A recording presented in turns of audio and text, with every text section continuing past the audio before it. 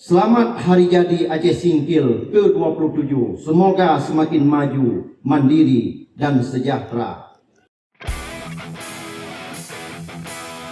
Wakil Gubernur Aceh Fadlullah mengajak seluruh elemen masyarakat untuk terus memperkuat sinergi dan kebersamaan dalam mendorong percepatan pembangunan daerah pada peringatan Hari Jadi ke-27 Kabupaten Aceh Singkil yang digelar di halaman kantor Bupati Aceh Singkil Senin 27 April 2026.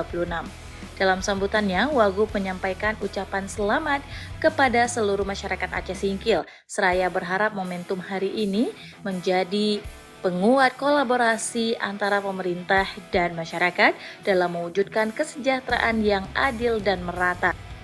Mari kita bersama-sama mewujudkan Aceh Singkil tumbuh kebersamaan, mengukir prestasi, dan menuju masa depan yang gemilang.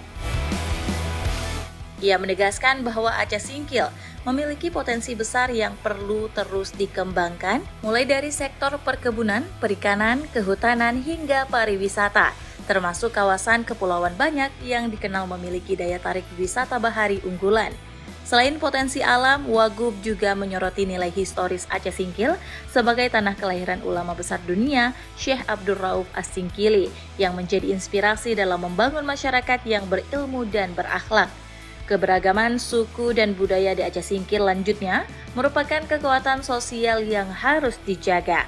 Harmoni dan toleransi yang telah terbangun dinilai menjadi fondasi penting dalam menciptakan pembangunan yang inklusif dan berkelanjutan.